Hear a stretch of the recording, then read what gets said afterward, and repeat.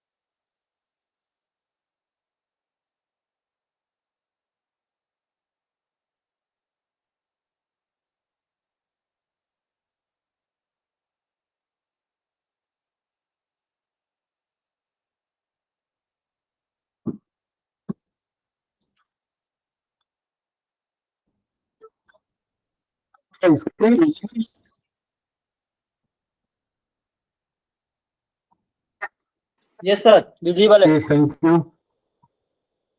So good morning. Last time जब हम lecture कर रहे थे कुछ इलेक्ट्रिसिटी सप्लाई और इंटरनेट इंटरप्शन से हम वो लेक्चर नहीं कर पाए, इसलिए I am sorry for that.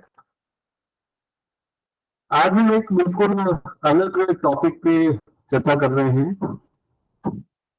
आज public speech and effective communication skills, और ये एक बहुत इम्पोर्टेंट विषय है उन तमाम लोगों में जो या तो एकेडमिक फील्ड में है या रिसर्च में है, टीचिंग में है, या कुछ ऐसे पब्लिक डोमेन जहाँ पे कम्युनिकेशन की जरूरत पड़ती है। इस लेक्चर के माध्यम से हम ये जानने का प्रयास करेंगे कि पब्लिक स्पीच इफेक्टिव होना क्यों जरूरी है और इसकी कहाँ जरूरत पड़ती है। इससे पहले कि मैं आपको ये बताऊं कि पब्लिक स्पीच इफेक्टिव होना कैसे संभव है, हमें ये जानना जरूरी है कि जिस प्रकार से हिंदू कॉन्सेप्ट में पंच तत्व का कॉन्सेप्ट है, the human body and the cosmic world is made of 5 elements. हम कहते हैं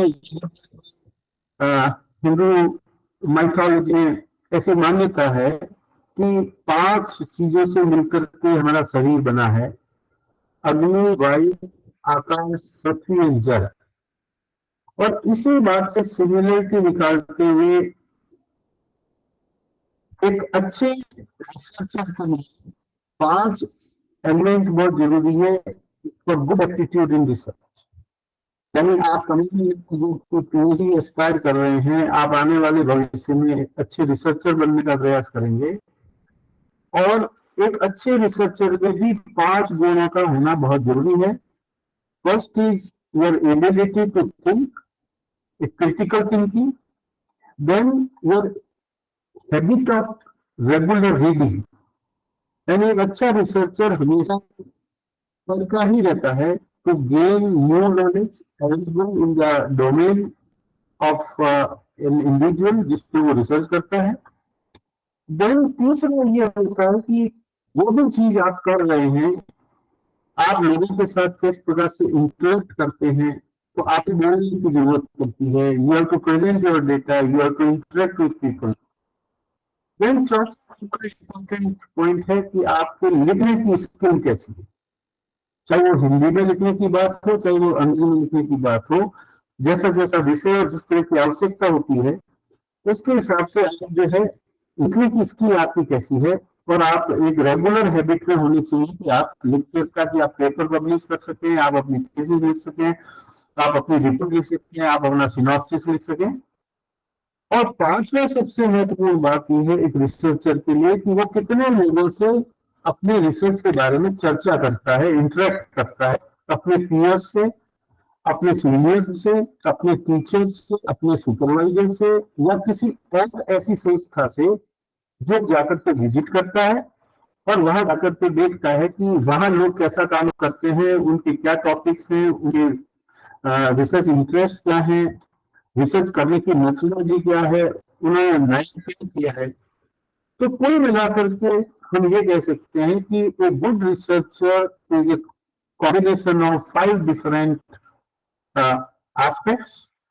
A person has the ability to think critically. A person is in regular habit of reading. A person has effective communication skills, especially by speech. A person can communicate through very effective writing. And a person is regularly meeting people, interacting with them, exchanging the ideas. तो हम तमाम जितने भी researchers से पूरी जिंदगी जब तक हम एकेडमिक्स में रहेंगे, हमें इन 5 गुणों का हमेशा समावेश हमारी पर्सनालिटी में, हमारे व्यक्तित्व में करना।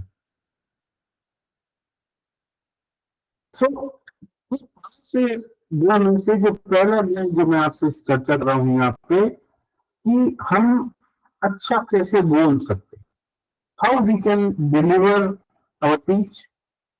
सो ये बात किसको करनी चाहिए? ये सब learn the art of public speech. किसको बोलने की जरूरत पड़ती है? एक अच्छे लीडर को, एक नेता, उसको बोलने की जरूरत पड़ती है। एक टीचर है जो क्लास में पढ़ाता है, उसको बोलने की जरूरत पड़ती है।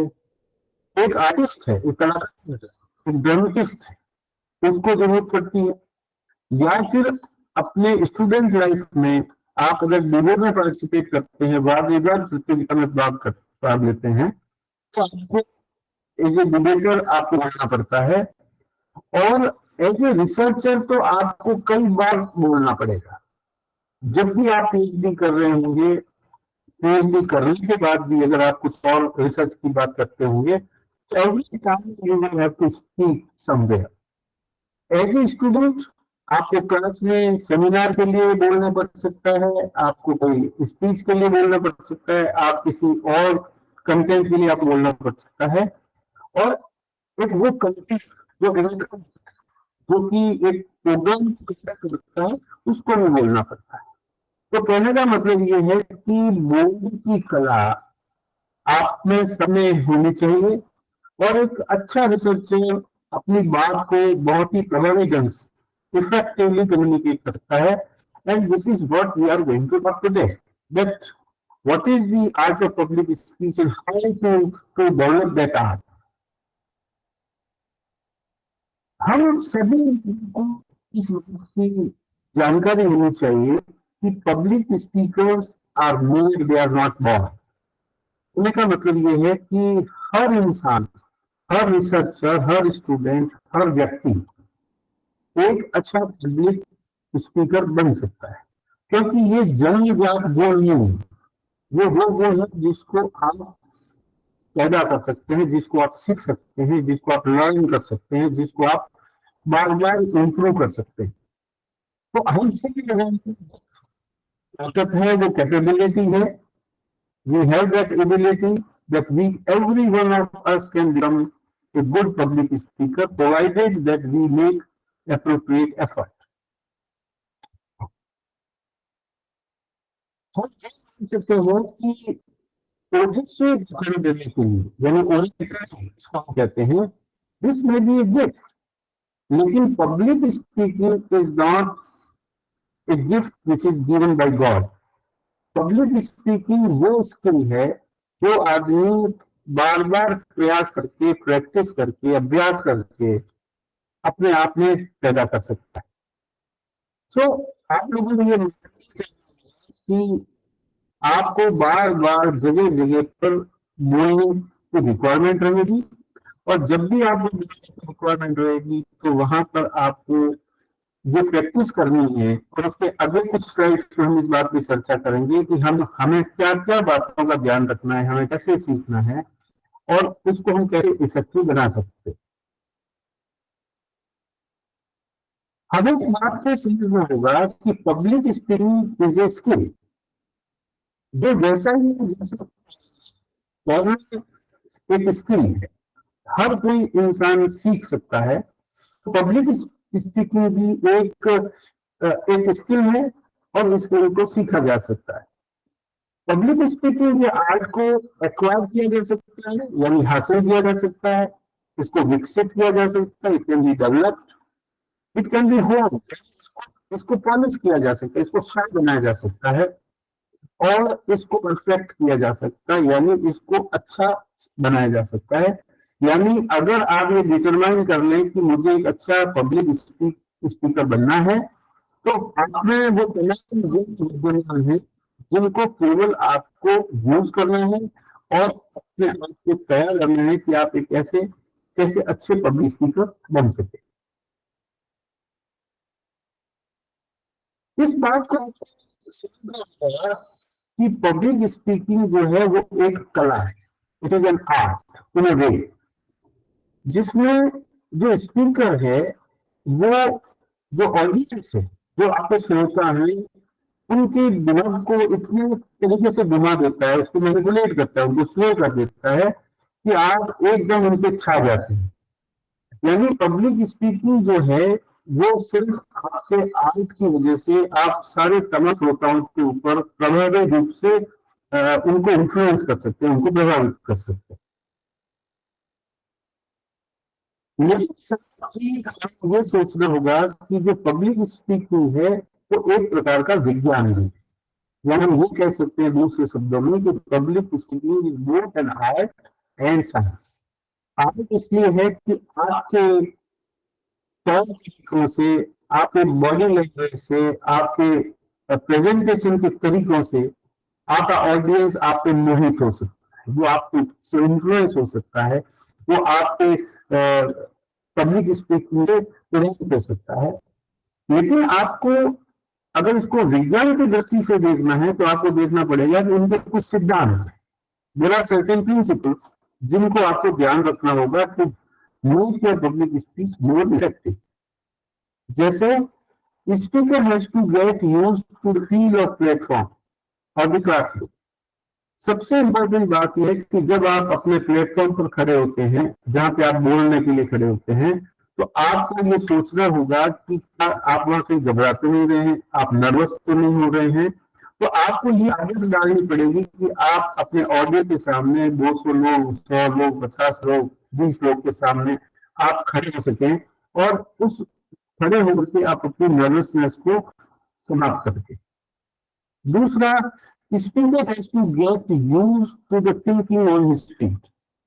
जो जो स्पीकर है, जो वक्ता है, उसको हमेशा ये देखना पड़ेगा कि इमीडिएट परिस्थितियां हैं उसके अनुसार उनको एडिट कर सकते, और कोई परिस्थिति अगर नहीं पैदा हो तो उसको कैसे रेस्पॉन्ड करना है, उसके लिए स्पीकर को हमेशा तैयार रहना होता है। Then speaker has to get used to facing an audience। हमेशा आपको ये ध्यान रखना होगा कि आपको श्रोता के सामने अपने आप को प्रेजेंट करना है, और ऐसा करने में अगर आपको नर्वसनेस नहीं होती है, आप अगर ऐसा पहली बार कर रहे हैं तो आपको रिहर्सल करना चाहिए, और रिहर्सल के लिए आप एक मिरर इस्तेमाल कर सकते हैं, या अपने घर के कुछ सदस्यों के सामने बोल करके प्रैक्टिस कर सकते हैं, और या अपने कुछ मित्रों को इकट्ठा करके आप अपनी बात उनके से कर सकते हैं, ताकि आप में जो वो फियर है, वो फियर जो है आप खत्म कर सकते हैं। तो speaker has to get used to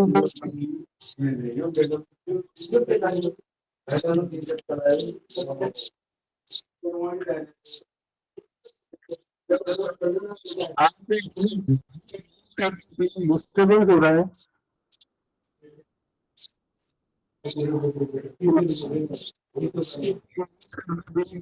जिसका भी माइक ओपन है, पवित्र आप जी अपना माइक को म्यूट कर लो।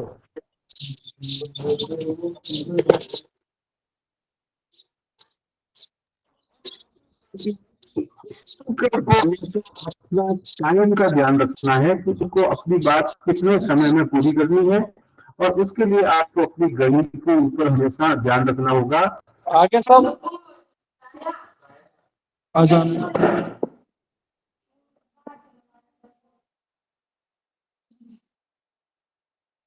कल दिया ही नहीं तो पढ़ने, क्या नाम है इसका?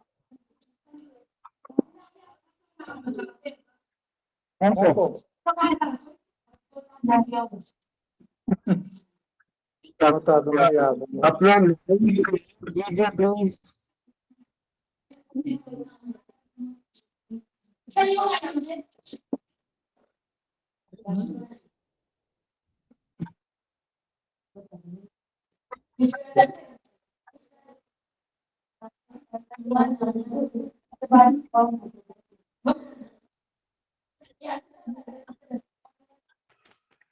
भगत राम जी, आपका माइक चालू है, बंद कर लीजिए। और आगे का बच्चे क्या कर रहे, वो क्या कर रहे? बुला लो इनको एक बार जल्दी जाके। किसी ने मुंह करे। किसी के पास कांटेक्ट नंबर है तो बोलिए भगत राम जी से।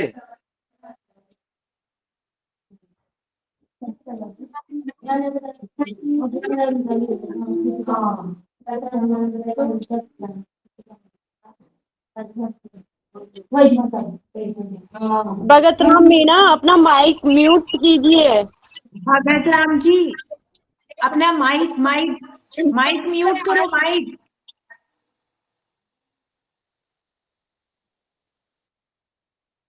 और भी टाइम जो हमें ध्यान रखना है, जिसको मीडिया सेट कर दिया उन्होंने। एज ए साइंटिफिक प्रिंसिपल हम मानते हैं कि स्पीकर को अपना जो प्रेजेंटेशन है, जो अपना आइडिया है, जो आप प्रेजेंट करना चाहते हैं, उनको 3 चरणों में बांट दें, 3 स्टेप्स।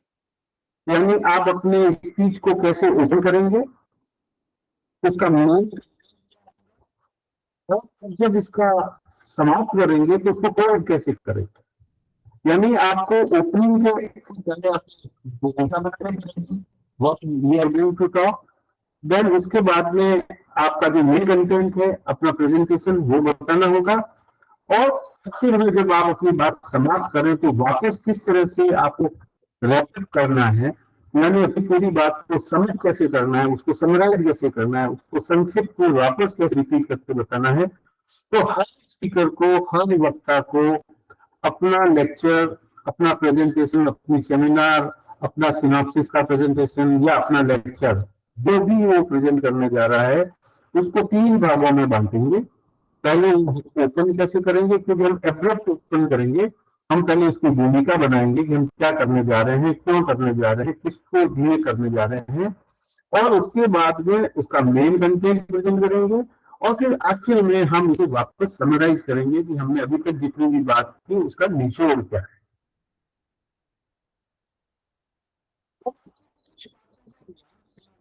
जब आप बोलते हैं तो आप क्या क्या चीजें सोचने की जरूरत है।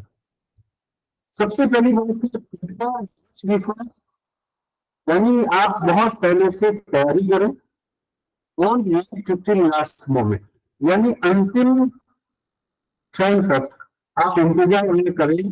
जैसे मान लीजिए कि आपका लेक्चर कल है, तो आप आज से ही इसकी तैयारी करना शुरू करें, ताकि आप कल जब लेक्चर प्रेजेंट करें तो उस समय आपको कोई दूसरी प्रकार की समस्या ना आए। यानी लास्ट मोमेंट पे सारी चीजें करने से आपका लेक्चर का प्रेजेंटेशन बिगड़ सकता है। देन एक इम्पोर्टेंट बात है कि जब भी आप अपना प्रेजेंटेशन करें, give you shape to your speech, avoid I. यहाँ पर आई का मतलब है कि जब जब भी आप अपना प्रेजेंटेशन करें, उसमें मैं ऐसे किया, मैं ऐसा करूंगा, मैं ऐसे करूंगी, मैंने ऐसे किया, मेरा बात है, इसको अवॉइड किया जाना चाहिए। लेक्चर में हमेशा जब भी आप प्रेजेंटेशन करते हैं तो हम यू शेप देते हैं। यू का मतलब है we include everyone, not me, यानी मैं ऐसा करता हूँ, ऐसा नहीं है, हम ऐसा करते हैं, ऐसी बात हम करते हैं।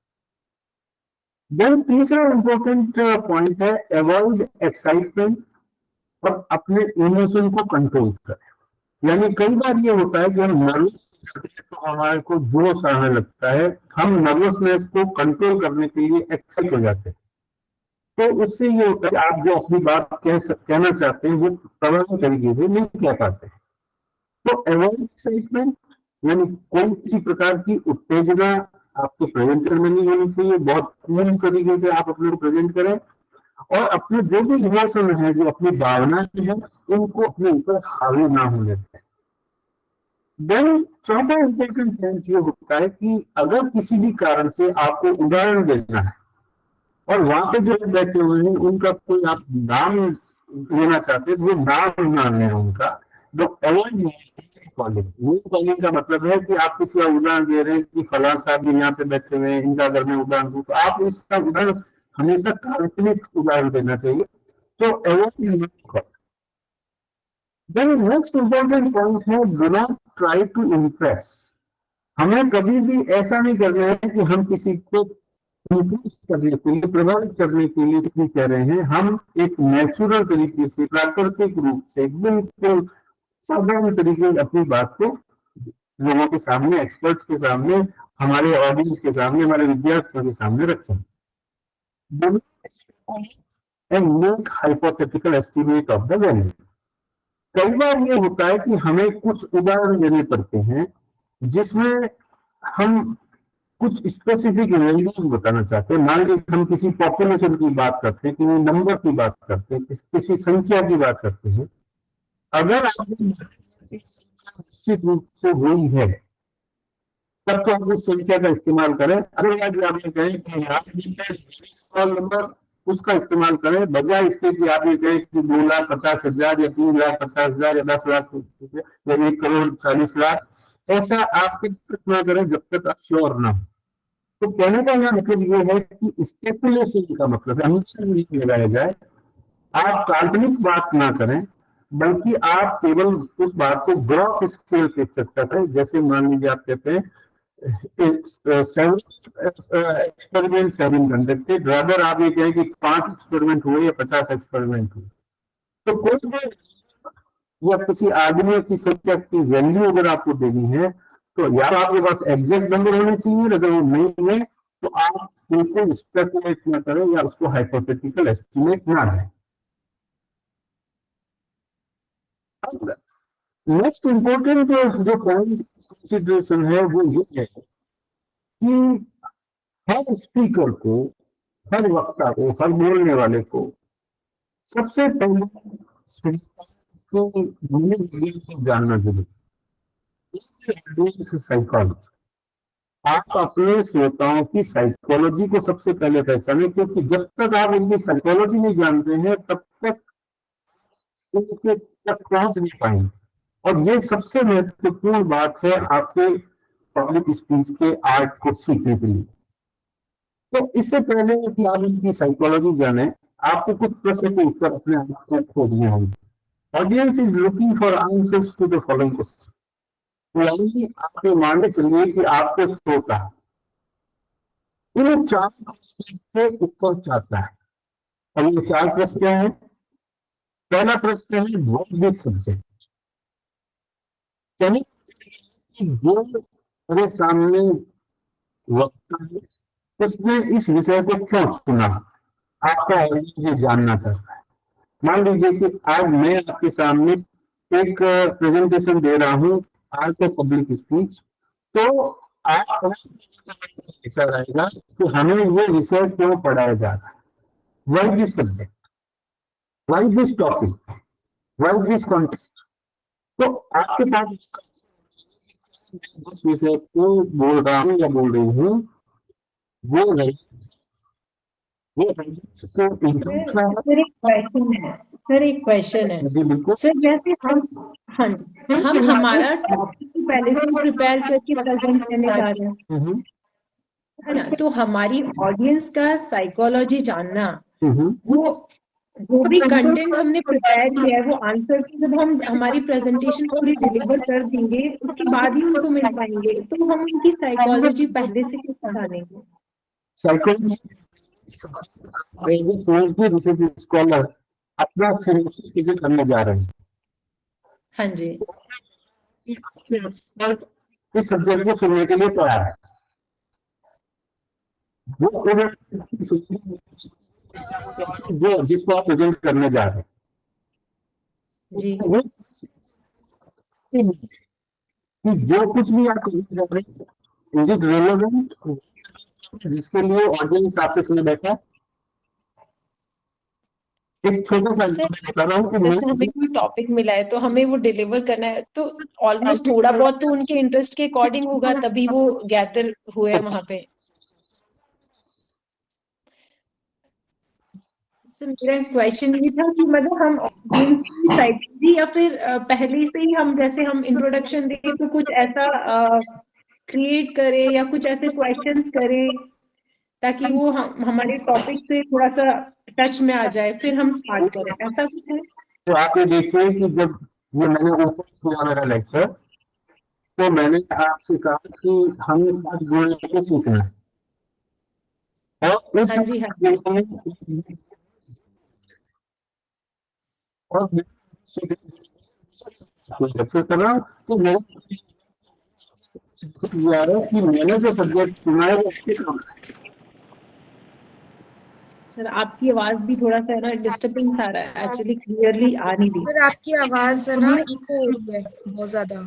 अच्छा, यस सर। वॉइस बहुत ज्यादा ब्रेक हो रही है सर। हो सकता है सिग्नल की प्रॉब्लम हो। मैं ये कह रहा हूँ कि एक प्रश्न यूनिवर्सल क्वेश्चन है। अगर स्टूडेंट इसके सब्जेक्ट के लिए प्रिपेयर्ड है तो ये क्वेश्चन नहीं आते हैं। आप सुन रहे हो? जी सर। तो हाँ जी सर। ऐसे ऑडियंस को भी फेस करने जा रहे हैं इसके बारे में एक तरह से पता नहीं। हाँ जी। आप भी और जा रहे हैं। सर आपकी वॉइस क्लियर नहीं आ रही है बिल्कुल भी। अच्छा, हाँ मुझे तो समझ ही नहीं आ रहा है। तो थोड़ा नेटवर्क इशू है, और पहले ठीक चल रहा था। अच्छा, समझ ही नहीं पा रहे हैं। आवाज भी समझ नहीं पा रहे हैं बिल्कुल। अच्छा आवाज नहीं। हाँ सर अभी आ रही है सर, बोलिए सर। मैं कह रहा हूँ कि आप अभी ये नहीं सोचिए कि आप अकेले स्कॉलर हैं। आप ऐसे ही कर सकते हैं जब किसी एक अनजान ग्रुप को नहीं आ रही है सर, ये कट रही है अब आवाज। भी साफ आवाज नहीं आ रही है सुन।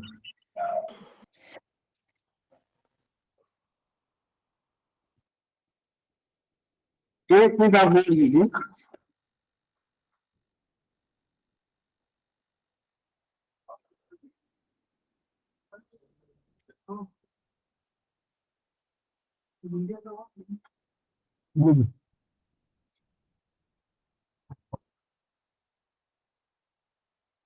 आप फ्री? हम नहीं सर अब भी नहीं आ रही क्लियर। तो कितनी देर अब भी नहीं आ रही है। कह रही थी? अब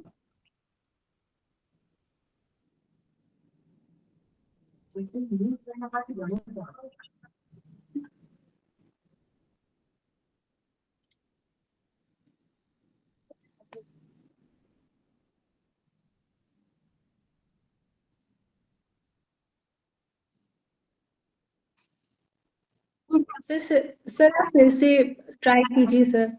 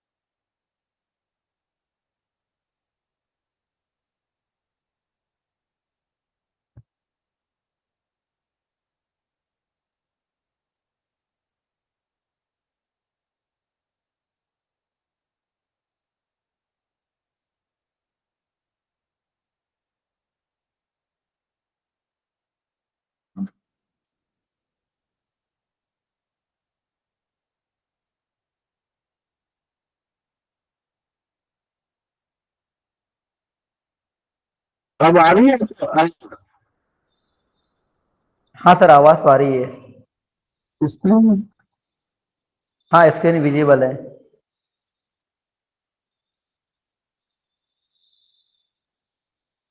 यस सर, मूवेबल है। ओके।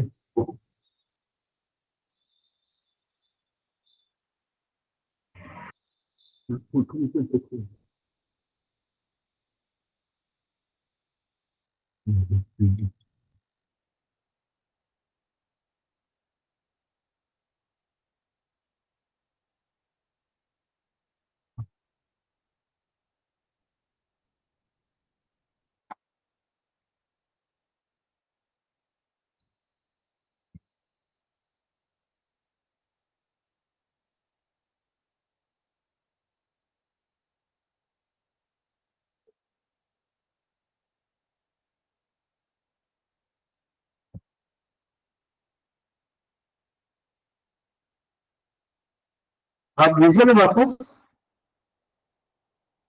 यस सर, आवाज भी आ रही है? Yes sir. आवाज आ रही है सर। तो मैं आपसे ये एक्सप्लेन कर रहा था कि जब हम ऑडियंस को फेस करते हैं और हमें नहीं मालूम कि जिस ऑडियंस को फेस करने जा रहे हैं उनका क्या इंटरेस्ट है, तो हमें इंश्योर करना होगा कि हम जिस विषय पे बोलने जा रहे हैं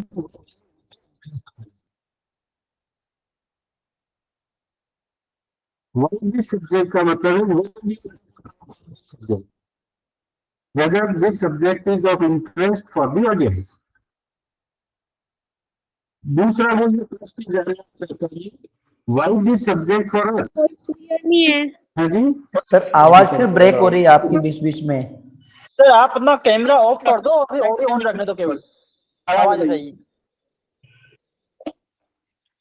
अपना कैमरा ऑफ कर दो सर, अभी चालू करने दो।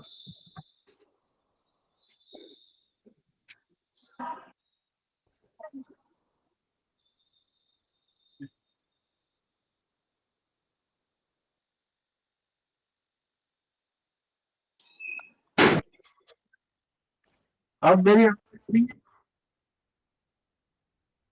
अब आ रही है सर आवाज। और दूसरा इम्पोर्टेंट पॉइंट ये है कि why this subject for us, यानी एक तो ये बात है कि ये सब्जेक्ट क्यों बिहेव किया, दूसरा ये कि ये हमारे चीज क्या है, और तीसरा ये कि ये अभी सब्जेक्ट फॉर अस नो, और चौथा इंपॉर्टेंट पॉइंट ये है कि हमारे सामने इस स्पीकर को क्यों खड़ा किया गया। ये वो चार कॉमन प्रश्न हैं जो आपके ऑडियंस के मन में रहता है। अगर आप मेरे को सुन रहे हैं तो आपके ये चार प्रश्न हैं, why this subject, why this subject for us, why this subject for us, यानी ये अभी इस ओकेजन पर, इस मोमेंट पर, इस विषय पे क्यों बोला जा रहा है, दूसरा ये जो स्पीकर बोल रहा है इस स्पीकर को ही क्यों बुलाया गया है। तो ये हर के सामने ये चार प्रश्न होते हैं, और जब तक आप एज ए स्पीकर इन चार प्रश्नों को अपने संतुष्टिपूर्ण जवाब नहीं दे सकते, तब तक आप एक इफेक्टिव स्पीकर नहीं हो सकते। पब्लिक स्पीच को बोलने के लिए जाते हैं तो आपको ऑडियंस के लेवल को समझना होगा, यानी उनकी एवरेज एज क्या है, यानी किस ग्रुप को आप, उनके जेंडर क्या है, यानी आप फीमेल्स के लिए बोल रहे हैं, आप मेल्स के लिए बोल रहे हैं, या फिर मिक्स पॉपुलेशन है, क्योंकि आपको अपने हिसाब से जेंडर को देखते हुए आपको बोलने के हिसाब से अपनी कंटेंट को कंट्रोल करना पड़ेगा। देन इकोनॉमिक पीपल, क्योंकि कई बार ऐसा होता है कि आपके जीवन में ऐसे ऐसे लोगों से मिलने की जरूरत पड़ती है, बहुत गरीब लोग हैं जिनके अंडरस्टैंडिंग नहीं है, उनको सोशल एक्सपोजर नहीं है, और उनके सामने भी अगर आपको बोलने की जरूरत है तो आप उसको कैसे ऑर्गेनाइज करेंगे। एजुकेशनल आप से भी मुखातिब हो सकते हैं, आप बड़े बच्चों से भी हो सकते हैं, आप जैसे मेच्योर लोगों से जो कि ऑलरेडी पोस्ट ग्रेजुएट लोग हैं, और कई बार जैसे फैकल्टी मेंबर्स को एड्रेस कर सकते हैं जो ऑलरेडी लर्नेड है, सारे पीएचडीज हैं, सारे सीनियर लोग हैं, तो उनको कैसे एड्रेस करना है। एटीट्यूड ऑफ लिसनर्स का भी ध्यान रखना पड़ना है, वो आपको सुनने के लिए तैयार है कि नहीं है, उनका एटीट्यूड क्या है। कई बार हम क्लास में जाते हैं और जो नई क्लास होती है, आप यंग होते हैं बच्चे, जो आपको जब आप उनको पढ़ाने जाते हैं तो उनका एटीट्यूड देख करके आपको एडजस्ट करना पड़ता है। ऑडियंस का इंटरेस्ट क्या है, उनकी रुचि है इस विषय में, आपको उसका भी ध्यान देना पड़ता है। और ऑडियंस के जो एक्सपीरियंस है, उससे पहले किसी ने कोई लेक्चर दिया है और अगर वो बहुत अच्छा लेक्चर रहा है और आपका लेक्चर अगर उतना प्रभावी नहीं है तो भी ऑडियंस आपको सुनना पसंद ना करेंगे। और अगर उससे पहले अगर स्पीकर जो है वो ठीक नहीं था और आप अच्छा बोल रहे हैं तो उसका भी प्रभाव पड़ सकता है। Then assessment of the immediate circumstances, जैसे इमीडिएट सर्कमस्टेंसेस की आप सिचुएशन अभी देख रहे हैं कि हम नेट हमारा हो गया है, तो ऐसी परिस्थिति को एड्रेस करने के लिए भी आपको हर समय तैयार रहने की जरूरत है कि इमीडिएट कोई ऐसी घटना घट जाए तो आप उसको कैसे हैंडल करें। तो नेक्स्ट इंपॉर्टेंट बात ये आती है पब्लिक स्पीच में कि आपका पोस्चर कैसा है, आपके खड़े होने का तरीका क्या है, आपका बॉडी लैंग्वेज क्या है, आप इसको अपने आप को कैसे प्रेजेंट करते हैं। जैसे कोई भी पब्लिक स्पीच में आप डोंट स्टैंड और सिट लाइक स्टेच्यू, एक मूर्ति की तरह ना तो बैठे या ना खड़ा हो। यानी कहने का मतलब ये है कि कई बार ऐसे स्पीकर्स होते हैं तो एक ही मुद्रा में, एक ही पोजीशन पर या तो बैठ करके बोलते हैं या खड़े होकर के बोलते हैं, and they don't make any movement. तो डोंट स्टैंड और sit like statue, standing on one leg. कई बार ऐसा होता है कि एक पैर जो है वो पीछे दीवार के ऊपर चिपका करके और एक सीधे खड़े होकर के कोई भी आपका स्पीकर अगर बोलता है, चाहे वो टीचर हो चाहे कोई प्रोफेसर हो, तो वो नहीं करना चाहिए। एडजस्टिंग योर ट्राउजर्स, ट्राउजर जैसे कई बार ऐसा होता है कि ट्राउजर ढीले हैं तो आप उसको पकड़ पकड़ के बड़ा ऊपर खड़ा करते हैं। दुपट्टा आप करते हैं। अगर आप चश्मा लगाते हैं तो कई बार आपका हाथ बार बार चश्मे पे जाता है। अगर आपकी टाई लगी हुई है तो आप टाई को पकड़े रखते हैं। अगर साड़ी पहन रहे हैं तो साड़ी का पल्लू बार बार ठीक कर रहे हैं। आपके अगर चूड़े पहने हुए बैंगल्स है तो आप उसको ठीक रखते हैं। रिंग है तो उसको आप घुमा के रखते हैं। अगर आपके गले में चेन पहन रखी है तो आप चेन पकड़े रखते हैं या उसके पेंडेंट को पकड़े रखते हैं, या कई बार आप अपने हेयर को सेट करते रहते हैं। ये सारे तमाम चीजें हैं जो अवॉइड की जानी चाहिए, बिकॉज दे आर रिस्ट्रिक्टर्स। जब भी आप ऐसा कोई करते हैं तो हर बार आपका जो ऑडियंस है वो उधर ध्यान देगा कि आप ट्राउजर्स ठीक कर रहे हैं, दुपट्टा ठीक कर रहे हैं, चश्मा ठीक कर रहे हैं, अपने बाल सुधार रहे हैं। तो इन चीजों को करने से आपको बचना चाहिए। डिफेंसिव पोस्चर्स, डिफेंसिव पोस्चर का मतलब है कि आप जब घबराए, आप नर्वस होते हैं, आपको डर लगता है इसको फेस करने से, तो आप क्या करते हैं कि टेबल पे झुक करके बात करते हैं, टेबल पे दोनों हाथ टिका करके झुक के बात करते हैं। या कई बार ऐसा होता है कि आपके टीचर्स को भी देखा होगा क्लास में कि वो टेबल की एक जाते हैं और वहां बैठ करके बात करते हैं। तो these are postures which should be avoid.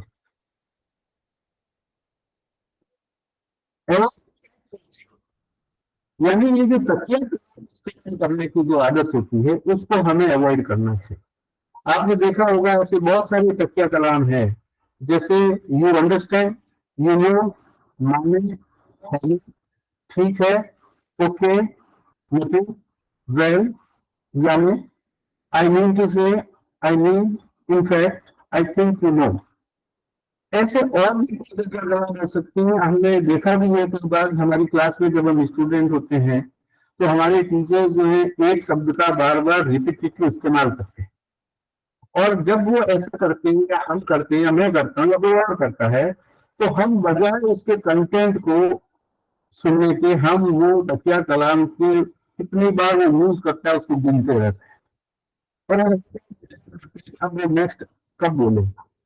तो ऐसी चीजों से हमें बचना चाहिए। We should avoid using paraphrasing, और जितना आप पैराफ्रेजिंग कम करेंगे तब उतना ही आपका लेक्चर जो है प्रभावी होगा। कई बार आपने देखा होगा कि आपका जो टीचर है वो ब्लैक बोर्ड को पढ़ाता है, यानी वो आपकी तरफ बिल्कुल नहीं देखता है, वो केवल ब्लैक बोर्ड की तरफ देखता है, तो उसको बचना चाहिए। Avoid distracting action. Distracting action का मतलब कई बार आप देखते हैं कि नर्वसनेस में अगर हमारे हाथ में चौक है तो हम चौक के टुकड़े करते जाते हैं, और इतना होता है कि आप क्लास जब खत्म करते हैं तो पूरे फर्श पर चौक के 50 टुकड़े गिरे हुए मिलते हैं। वो करते हैं, आप अपने नर्वसनेस से करते हैं, डोंट डू दैट।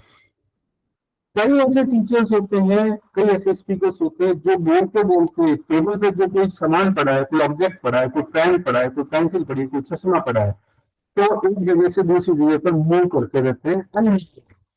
लेकिन जो आपका ऑडियंस है उस पर अटेंशन देता है, मुझे ध्यान देता है कि अब फिर करेगा फिर करेगा फिर करेगा, तो बजाय आपके सुनने के वो आपकी उस एक्टिविटी के ऊपर ध्यान देता है। Repetitive action of one kind. आप कोई ऐसा एक्शन ना करें अपने बॉडी लैंग्वेज के हिसाब से कि जिसको देख करके हमेशा कहे कि आप ऐसा रेगुलरली करते हैं, तो उसके ऊपर ध्यान देता है। Then avoid teaching to front row audience. कई बार ऐसे होता है कि अपने ऑडियंस को केवल सामने जो बैठा है उसी की तरफ हम जो है ध्यान देकर के बात करते हैं, तो we should not do that. हमें जितने भी ऑडियंस पे बैठे हुए हैं उनकी तरफ अपने को ध्यान देने की जरूरत है।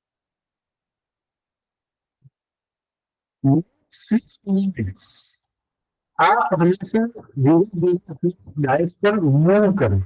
जैसे मैंने आपको शुरू में कहा कि स्टैंडिंग लाइक स्टेच्यू और sitting like statue is not a good posture, तो आप थोड़े थोड़े मूव करें। Make actions, do not over act. आप जो है एक्शन करें शरीर अपने हाथों से, उंगलियों के इशारे से, प्रभावी तरीके बनाने के लिए, लेकिन ओवर एक्शन न करें कि आप बार बार ये एक्शन कर रहे हैं। Avoid simply while teaching. जब आप बोल रहे हैं तो बहुत जोर से न बोलें, क्योंकि आपको उन लोगों को सुनाना है जो आपके सामने बैठे हुए हैं। कभी भी आप अपने प्रेजेंटेशन में पढ़ने का काम ना करें, यानी आप नोट्स लेके जाएं और आप नोट्स पढ़ रहे हैं, then it will be a boring presentation. और आप अगर किसी क्लास पे पढ़ रहे हैं तो उनको डिक्टेट ना कराएं, क्योंकि अगर जो टीचर डिक्टेट करवाता है वो इफेक्टिव टीचर नहीं हो सकता है।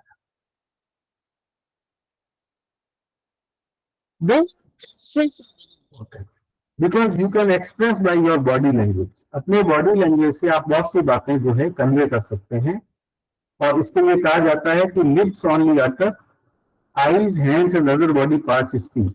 यानी होंठ तो केवल बोलते हैं, लेकिन eyes, hands and other body parts ये जो है वो ज्यादा प्रभावी तरीके से बोलते हैं, ये तो सिर्फ जो है कुछ अटर करते हैं।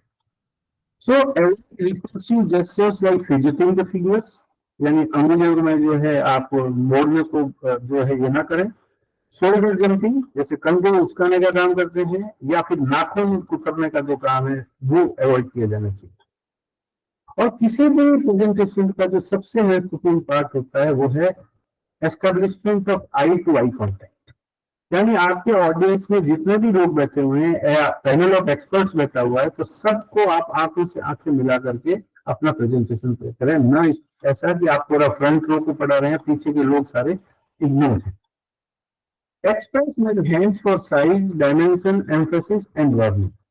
यानी अपने बॉडी लैंग्वेज से साइज को या डायमेंशन को या किसी को एम्फेसाइज करना या वार्निंग करना। जैसे ये आप देख रहे हैं इस फोटोग्राफ में, ये साइज को इंडिकेट कर रहा है, ये वार्निंग का सिम्टम है, ये डिटर्मिनेशन बॉडी लैंग्वेज से अपने को डिटरमिन, ये छोटी बात को कह रहा है, ये बड़ी बात को कह रहा है, ये छोटी बात को कह रहा है, तो ये साइज का इंडिकेशन है। तो अगर आप कोई छोटी बात कह रहे हैं, छोटी साइज की बात कर रहे हैं, तो आप ऐसा जो है अपना इस्तेमाल करेंगे। अगर आप बड़ा को कह रहे हैं तो ये ऐसी बात करेंगे। अगर आप वार्निंग की बात कर रहे हैं तो ऐसे बॉडी लैंग्वेज होगी आपकी। अगर आप किसी डिटर्मिनेशन की बात कर रहे हैं तो आप इस तरह के जो है जेस्चर्स दिखाएंगे, जिससे आप अपनी बात को और अच्छा प्रभावी तरीके से समझा सकें। उस बात पे आते हैं कि आप अपने लेक्चर की शुरुआत कैसे करें, how to open the speech. और उसके लिए सबसे जरूरी है कि आपके ऑडियंस में आप अपना इंटरेस्ट जनरेट करें, अराउजिंग इंटरेस्ट। उनके अंदर आपके लेक्चर के प्रति, आपके प्रेजेंटेशन के प्रति उन्हें रुचि पैदा कैसे करें। और उसका एक तरीका हो सकता है स्टार्ट बाय आस्किंग क्वेश्चंस। आप ऐसा कर सकते हैं कि शुरुआत जो क्वेश्चन पोज करके कर सकते हैं, या आपसे कोई छोटी सी कहानी से शुरुआत कर सकते हैं। You can start by telling a story. या कई बार आपको ऐसा एग्जिबिट यानी कोई प्रदर्शन की कोई चीज है अपने साथ ले जा सकते हैं और उसको दिखा करके उससे शुरुआत कर सकते हैं। और कई बार आप जो है ऑडियंस को कुछ ऐसा चमत्कार दिखा करके भी बात शुरू कर सकते हैं जिससे कि ऑडियंस आपको सुनने के लिए तैयार हो जाए। लेकिन एक बात का आपको ध्यान हमेशा रखना पड़ेगा कि never open with the same style every time if you are addressing the same audience. अगर आप उन्हीं श्रोताओं के सामने बार बार उपस्थित होते हैं अपना लेक्चर प्रेजेंट करने के लिए, अपना जो है प्रेजेंटेशन देने के लिए, तो आप सेम स्टाइल बार बार यूज ना करें। अगर ऐसा आप करेंगे तो वो पहले से एंटिसिपेट कर लेंगे, उनको पहले से अंदाज लग जाएगा कि आप अभी आते ही क्या बोलेंगे। जैसे हमने कई बार ऐसा सुना है, देखा है कि क्लास में टीचर्स आते हैं और आते ही कहते हैं कि लास्ट टाइम हमने क्या पढ़ा था। ये एक अगर कॉमन फीचर अगर आपका हो जाता है तो आपको पहले से पता होता है जो स्टूडेंट की अभी टीचर आती सबसे पहले ये बात हो। So a teacher has to always change the style when opening the lecture. तो आपको भी इस बात का ध्यान रखना है कि लास्ट टाइम आपने जैसा प्रेजेंटेशन किया, शुरुआत की थी, उससे डिफरेंट, उसे बिल्कुल अलग शुरुआत आपकी नेक्स्ट टाइम होनी चाहिए, ताकि वो पहले से अंदाज न लगा सके कि आप अब आकर के क्या बोलेंगे। सर यहाँ पे एक क्वेश्चन पूछना था, पिछली स्लाइड में आपकी जो पिछली अभी है सर, ये जो ओपनिंग हम स्पीच की या प्रेजेंटेशन की करते हैं और जैसे हमें बड़ा लिमिटेड टाइम मिलता है कॉन्फ्रेंस में अपना रिसर्च पेपर प्रेजेंट करने के लिए, तो वहां पे हम कैसी ओपनिंग करें? देयर तो वी कांट आस्क क्वेश्चन और टेल अ स्टोरी। देखिए, एक बात मैं आपको सभी लोगों को पहले से समझा दूं कि जब हम आगे public speech and communication skill पे ये लेक्चर कर रहे हैं तो ये किसी स्पेसिफिक सिचुएशन को देख कर नहीं कर रहे हैं। हम ये लेक्चर कर रहे हैं यूनिवर्सल एप्लीकेबिलिटी को देख के, ठीक है। लेकिन जहां जहां जैसी जैसी परिस्थितियां होती है आपको इम्प्रोवाइज करना पड़ेगा। तो सर वहां पे भी हम छोटा कोट देकर स्टार्ट कर सकते हैं ना? कहने का मतलब तो आपको पता है कि आपको डायरेक्ट अपने पॉइंट पे बात करनी है, because you are focused for a particular topic. तो ये जो बातें पॉइंट पे हर सिचुएशन पे नहीं है, ठीक है। मैं बोल रहा हूँ कि आप अगर एक अच्छे वक्ता बनते हैं जीवन में तो आपको डिफरेंट सिचुएशंस फेस करनी पड़ती है। एक कॉन्फ्रेंस में आप कर रहे हैं, एक पोस्टर प्रेजेंटेशन में कर रहे हैं, आप एक अपनी सिनॉप्सिस प्रेजेंट कर रहे हैं, आप एक क्लास में एज ए टीचर प्रेजेंट कर रहे हैं, एज ए लीडर प्रेजेंट कर रहे हैं, एज एन आर्टिस्ट कर रहे हैं, एक कंपेयर के रूप में कर रहे हैं। तो क्या क्या बातों का ध्यान रखना है, लेकिन वो नहीं जब आप अप्लाई करें, ठीक है सर, है ना। सिचुएशन को देख करना है, अपने मॉडिफाई करना है कि यहाँ पर मेरे पास टाइम 10 मिनट का है और इस 10 मिनट में मुझे ये तमाम चीजें कहनी है जो रेलेवेंट है, इम्पोर्टेंट। ठीक है सर, आई थिंक जी सर, है ना। हाँ जी कर रहा हूँ, इसमें आप तमाम सिचुएशंस को देखिए। जैसे मान लीजिए कि आप और क्लास में आपको बच्चों को पढ़ाना है, तो बच्चे आपको सुनने के लिए इसलिए तैयार नहीं है कि you are a new person to that. तो आप क्रिएट अपने कुछ नहीं करेंगे कि ताकि वो सुनने के लिए तैयार हो जाए। और इसलिए ये जो पॉइंट मैंने आपको सजेस्ट किया, इन पॉइंट्स पे ध्यान देना है। जी सर, एक एग्जाम्पल देता हूँ, ठीक है। और यहाँ पर मैं आपको इंटरेस्टिंग और लाइव एग्जाम्पल देता हूँ जो वास्तव में ऐसा हुआ, जो मैंने देखा। हाँ जी, है उससे आपको पता लगेगा कि कैसे होता है। स्टार्टिंग दी ऑडियंस की बात कर रहा हूँ मैं। एक बार बनारस हिंदू यूनिवर्सिटी का एक बुढ़ेकर अलीगढ़ मुस्लिम यूनिवर्सिटी के अंदर नेशनल लेवल कंपटीशन में भाग लेने के लिए गया और अलीगढ़ मुस्लिम यूनिवर्सिटी और बनारस हिंदू यूनिवर्सिटी दोनों ही बड़ी लीडिंग यूनिवर्सिटीज हैं और इनका अपना बड़ा मिशन है और ये दोनों आपस में खूब कम्पीट करते हैं एकेडमिक, ठीक है। अब जी now you consider that you are medical, वो लड़का मदद करने गया कहाँ पर, अलीगढ़ मुस्लिम यूनिवर्सिटी में। और जब भी हुआ करते और जब बोल उसकी मीटिंग हुई कि कोई उसको सुनने के लिए तैयार नहीं था क्योंकि वो बीएचयू से आया था और एक कंपटीशन की भावना होती है कि जो स्पीकर को वोट नहीं गए। ओहो तो उस लड़के ने देखिए उसने खड़े होकर के जोर से कहा कि जिम्मा और जिम्मा अलीगढ़ मुस्लिम यूनिवर्सिटी के लिए बहुत बड़ी घटना थी क्योंकि जिन्होंने टेस्ट की तो उसने कहा कि जिन और फिर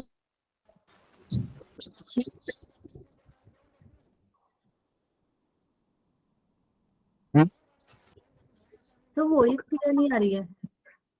हाँ जी सर आपका नेटवर्क फिर से थोड़ा सर आवाज बिल्कुल भी नहीं आ रही है। ऑनलाइन दिक्कत रहती क्या करे बताओ आप। तो कि ऑडियंस को कोई सकते ही नहीं होता है। और वो जोर से तो फिर और उसमें पूरा और उसमें सर आवाज बिल्कुल भी नहीं आ रही है।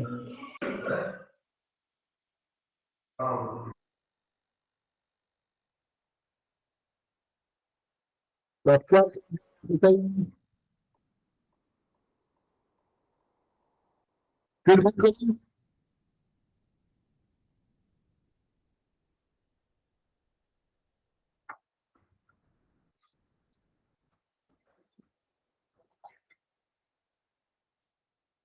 कुछ भी सुनाई नहीं दे रहा है।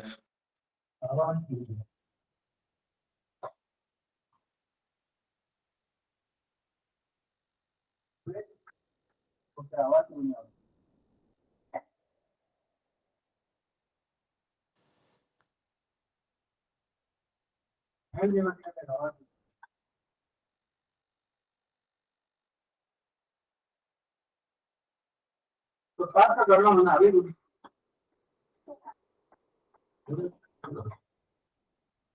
हाँ कह रहा हूँ आप करना हम करो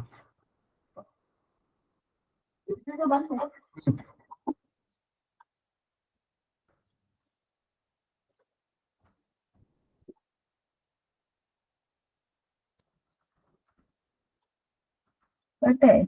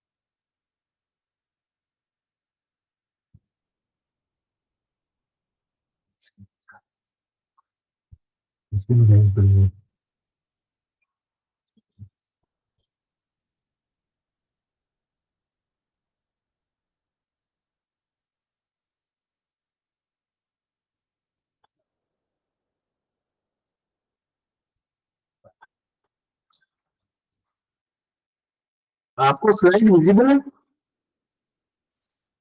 यस सर, अभी Yes, sir. visible भी है और आपकी आवाज भी आ रही है सर। हाँ, ये मैंने वापस ऑफ करके ऑन किया। Yes sir. तो मैं जो आपसे ये बात कर रहा था कि उस डिबेट में उसने कुछ ऐसे स्टेटमेंट दे दिया जिससे पूरा ऑडियंस साइलेंट हो गया कि कोई भी अलीगढ़ मुस्लिम यूनिवर्सिटी में जिन्हें सॉल्व कर ले तो बहुत बड़ी घटना थी, लेकिन उसने एक ट्रिक की कि जिन्हें एंड सो से उसने साइलेंट कर दिया पूरे ऑडियंस को और अपनी डिबेट प्रेजेंट किया। He stood first. आप ये सोचिए कि मैं केवल एक सिचुएशन को लेकर के आपके सामने प्रेजेंटेशन नहीं कर रहा हूँ। You will be faced with many other situations, चाहे वो कॉन्फ्रेंस हो, चाहे वो सेमिनार, चाहे आपका पोस्टर प्रेजेंटेशन हो, चाहे आपका जो पीएचडी का राउंड, चाहे आपका जो सिनॉप्सिस प्रेजेंटेशन हो, हर सिचुएशन में आपको कुछ ऐसी बातों का ध्यान रखना है जिसमें ये बातें यहाँ एप्लीकेबल हो सकती है, कहीं और नहीं भी हो सकती।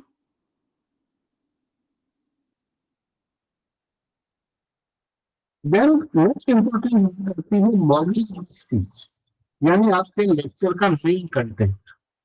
और उसमें आपको ये देखना पड़ेगा कि आपका जो पर्पस है उसको सेटिस्फाई करने के लिए आपको किन किन चीजों का ध्यान रखना है। सबसे इंपॉर्टेंट बात है इम्पैक्ट ऑफ विजुअल्स, यानी जो चीजें सामने दिखती है उसका बड़ा इम्पैक्ट होता है। यानी आप जो पावर पॉइंट प्रेजेंटेशन बनाते हैं तो उसके अंदर आपके विजुअल्स का बड़ा इम्पैक्ट होता है। आप किस प्रकार का कलर सेलेक्ट करते हैं पीपीटी के लिए, that is also very important. Beauty of beauty, जितने संक्षिप्त में आप अपनी पीपीटी बनाएंगे उतना ही उसका प्रभावी जो है रोल रहेगा। तो आप जब भी अपनी स्लाइड बनाए तो उसके अंदर कंटेंट कम से कम डालें। देन जब भी आप अपनी बात कर रहे हैं तो उसमें पढ़ने अवॉइड करें कि जैसे मान लीजिए आपने कुछ डेटा दे रखे हैं या आपने कुछ टेक्स्ट मैटर दे रखा है, तो ऐसा ना हो कि आप जो कहना चाहते हैं वही पढ़ रहे हैं, तो उससे जो है आपका प्रेजेंटेशन इफेक्टिव नहीं होगा। जब भी जरूरत हो फैक्चुअल डेटा दें, आप कोई भी आर्बिट्ररी, इमेजिनरी, हाइपोथेटिकल डेटा ना दें। किसी भी पीपीटी स्लाइड के अंदर आप 18 से कम फॉन्ट साइज इस्तेमाल ना करें। और जब भी आप अपने ऑडियंस के सामने कोई भी बात रखें तो चरण तरीके से रखें, स्टेप बाय स्टेप रखें, ताकि उनको समझ में आ जाए कि हम कौन सी बात अभी क्यों कर रहे हैं, उसके बाद क्या कर रहे हैं, उसके बाद क्या कर रहे हैं।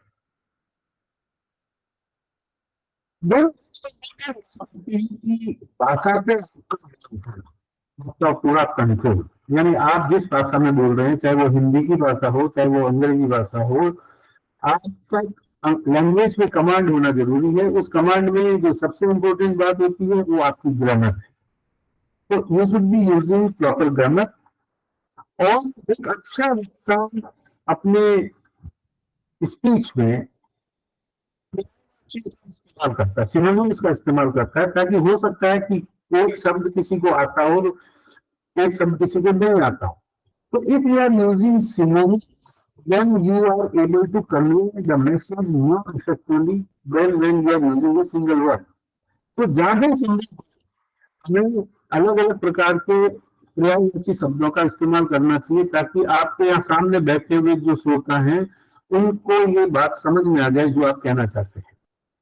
Then you should be very natural, आप बिल्कुल सहज भाव से अपना प्रेजेंटेशन करें, फ्री ऑफ मैनरिज्म। कई बार हम क्या करते हैं कि नॉर्मल जो हमारी बोलने की जो स्टाइल है उसको हम बदल करके बोलने लगते हैं और वो बिल्कुल आर्टिफिशियल लगती है। कई लोग ऐसे होते हैं कि नॉर्मल अपने दैनिक जीवन में जिस प्रकार से बोलते हैं उससे वो बिल्कुल आर्टिफिशियल बोलने का प्रयास करते हैं, जिसको हम मैनरिज्म कहते हैं। तो आपकी भाषा में कोई भी मैनरिज्म नहीं होना चाहिए। जैसे उदाहरण के तौर पर हम अंग्रेजी बोलते हैं तो अंग्रेजी में एक्सेंट इंडियन एक्सेंट आता है। अगर मैं ये कोशिश करूं कि मैं अमेरिकन एक्सेंट में बोलूं या मैं ब्रिटिश एक्सेंट में बोलूं तो मैं निश्चित रूप से जो है वो आर्टिफिशियल लगूंगा, और ऐसी स्थिति में हम ये कहेंगे कि ये मैनरिज्म है। That means we are trying to copy accent. हाँ, ये कि अगर आप परफेक्ट ब्रिटिशर इंग्लिश बोल सकते हैं या ब्रिटिश इंग्लिश बोल सकते हैं या परफेक्ट अमेरिकन इंग्लिश बोल सकते हैं तो वो अपने आप में एक अलग बात हो सकती है। लेकिन अगर आप ऐसा नहीं कर सकते परफेक्शन से, तो आप बिल्कुल नेचुरल तरीके से बोलिए। और उसमें अगर ये लगता भी है कि ये इंडियन इंग्लिश लग रही है, there is no harm because you are ultimately effectively able to communicate what you want to say. Then most important बात आती है कि आपकी भाषा में एलोक्वेंस होना चाहिए, ओजस्वी होना चाहिए, आपकी भाषा में प्रभाव दिखना चाहिए, आप अपनी बात को प्रभावी तरीके से प्रेजेंट करना चाहिए। देन आपकी भाषा में फ्लुएंसी होनी चाहिए, कंटिन्यूटी होनी चाहिए, रफ्तार होनी चाहिए। ये नहीं हो कि आप एक सेंटेंस बोले, दूसरा सेंटेंस के दूसरे बहुत समय पॉज लगाए, तो आपकी फ्लुएंसी होनी चाहिए। देन आपकी प्रोफिशिएंसी होनी चाहिए, आप जो है आपकी जो बोलने की जो क्षमता है उसमें आप प्रोफिशिएंट होने चाहिए, वो आप दक्ष होने चाहिए। और दूसरा एक चीज का ख्याल करें कि रिपीटेटिव वर्ड्स का इस्तेमाल ना करें। एक ही बात को कहने के लिए आप बार बार वही शब्द का इस्तेमाल ना करें, बार बार बदलने का प्रयास करें। तो ये पॉइंट्स जो लैंग्वेज के लिए आपको ध्यान रखने की जरूरत है। देन वॉइस एंड डिक्शन, एक तो आपकी भाषा जो है वो उसका रिदम आपको देखना है। देन आपका एक्सेंट, जो मैंने आपसे कहा कि जैसा आपका नेचुरल एक्सेंट है उसी एक्सेंट को आप ध्यान रखेंगे, जिसको इंटोनेशन भी कहेंगे। एक बहुत इंपॉर्टेंट बात होती है वो है मॉड्यूलेशन ऑफ पिच। ऊंची और नीची आवाज में अपने आप को मॉड्यूलेट करते हैं। कभी आप ऊंची आवाज में बोले, कभी आप थोड़ी धीमी आवाज में बोले, क्योंकि अगर आप एक ही रफ्तार से एक ही जो है पिच पर अगर बोलेंगे तो बोरिंग लगने लगेगा। तो आपको कई बार जो है वो मॉड्यूलेशन करना पड़ेगा, कभी आप बहुत ऊंचा बोल रहे हैं, कभी थोड़ा सा धीमे बोल रहे हैं। देन आपकी भाषा का जो फ्लो है, यानी उसकी जो रफ्तार है, उसको आपको ध्यान रखना है। आपकी स्पीच में स्वीटनेस होनी चाहिए। और दूसरा, बीच बीच में आपको पॉज भी करना चाहिए, क्योंकि पॉज अपने आप में एक अच्छे स्पीकर का इंडिकेशन होता है। एक आप कंटिन्यूस बोलते हैं तो ऐसा लगता है कि आप जो है कोई गाना गा रहे हैं या कोई मंत्र पढ़ रहे हैं, और एक आप बीच में कुछ बोलते हैं, बोल करके रोकते हैं, तो उसको ऑडियंस को बीच में सोचने का अवसर मिलता है, इसलिए वो अच्छा लगता है। अब जब बिल्कुल ऑब्वियस बात है कि बीच में लोगों को बोरिंग होने लगता है, चाहे वो क्लास हो, चाहे लंबा आपका लेक्चर हो, चाहे आप किसी प्रकार की प्रेजेंटेशन कर रहे हो। तो ऐसी स्थिति में आप ह्यूमर का इस्तेमाल कर सकते हैं, यानी कुछ छोटी सी मजाक कर सकते हैं। नॉट रिडिक्यूल, ह्यूमर और रिडिक्यूल में फर्क है। ह्यूमर का मतलब है मजाक अपने ऊपर करना, और रिडिक्यूल का मतलब किसी दूसरे की मजाक उड़ाना। तो आप रिडिक्यूल नहीं करें, बस ह्यूमर का इस्तेमाल करें। और मोल्डिंग करने के लिए हो सकता है आप बीच में कोई छोटी सी स्टोरी बोल दें, चाहे आप अपनी भाषा बदल दें। जैसे मान लीजिए कि आप अंग्रेजी बोल रहे हैं तो हिंदी बोलने लगे, अगर आप हिंदी बोलने लगते हैं तो कुछ राजस्थानी में कुछ बोल सकते हैं। कुछ विषय से आप जो है डिविएट होने का भी प्रयास करें। जैसे मान लीजिए आप कोई टेक्निकल सब्जेक्ट पे बोल रहे हैं, और ऐसा बोलते बोलते अगर आपको लगता है कि आपका ऑडियंस बोर हो रहा है, तो उसमें थोड़ा सा कुछ भी ऐसा डिविएशन करें जिससे उसको लगे कि कुछ चीज परिवर्तन हो रहा है। कई बार हम कुछ किस्सों का इस्तेमाल कर सकते हैं, एनेक्डोट्स का यूज कर सकते हैं। कई बार अपनी बात का किसी पॉपुलर मैटर से लिंक भी कर सकते हैं, जैसे आपने जीवन में कुछ नॉर्मल बात होगी उससे जोड़ने का प्रयास कर सकते हैं। या कई बार मॉडर्न ब्रेक करने के लिए आप इंस्पिरेशनल कोट भी कोट कर सकते हैं। कुछ ऐसी चीजें हैं जो कि कोटेशन के रूप में आप उनको प्रेजेंट कर सकते हैं। तो बोलने करने के बहुत तरीके हैं, और उसमें कुछ तरीकों के लिए मैंने आपको बताया कि ये कुछ ऐसी चीजें हैं जिससे कि आप बीच में थोड़ा सा ब्रेक कर सकते। कितना लंबा चाहिए? इंसिडेंटली आपका जो ये शेड्यूल है जिसके अंदर लेक्चर का ड्यूरेशन 2 घंटे दिया गया है, 2 घंटे का लेक्चर कोई भी सुनने के लिए तैयार नहीं होता है। एक्चुअल में इंटरनेशनल स्टैंडर्ड से कोई भी ह्यूमन ब्रेन जो मैच्योर ब्रेन है, एडल्ट ब्रेन है, वो 39 मिनट से ज्यादा सुनना पसंद नहीं करता है। और इसीलिए आपने ये देखा होगा कि जितने भी क्लासरूम लेक्चर्स होते हैं स्पेशली हायर एजुकेशन में, उनका ड्यूरेशन जो है 45 मिनट्स का एक पीरियड होता है एंड मैक्सिमम वो 1 घंटा होता है, क्योंकि ह्यूमन ब्रेन जो है उसका जो परसेप्शन है, उसका जो रिटेंशन है, वो केवल 39 मिनट का होता है। बाकी कुछ मिनट्स ऐसे हैं जिसमें बीच में ब्रेक करके और ये करके टोटल 1 घंटे का लेक्चर होता है, जिसमें कुछ इंटरेक्शन भी होता है। तो अगेन एक सिंगल प्रेजेंटेशन जो है वो 45 मिनट से ज्यादा नहीं होना चाहिए। अगर ज्यादा बड़ा लेक्चर तो बीच में आपको ब्रेक देना चाहिए, यानी आपको लेक्चर को स्टैगर कर देना चाहिए। और उसमें ये हो सकता है कि आप 10 मिनट का ब्रेक लीजिए and then you resume the lecture, ताकि वो उसका माइंड रिफ्रेश हो जाए आपके ऑडियंस का और वो आपको सुनने के लिए तैयार हो जाए। ये तो सिंपल चीज है कि हम विजुअल एड्स का इस्तेमाल करते हैं, और जब आप प्रेजेंटेशन बनाते हैं जिसमें 45 मिनट्स का अगर लेक्चर है तो आपकी स्लाइड्स की संख्या 30 से ज्यादा नहीं होनी चाहिए।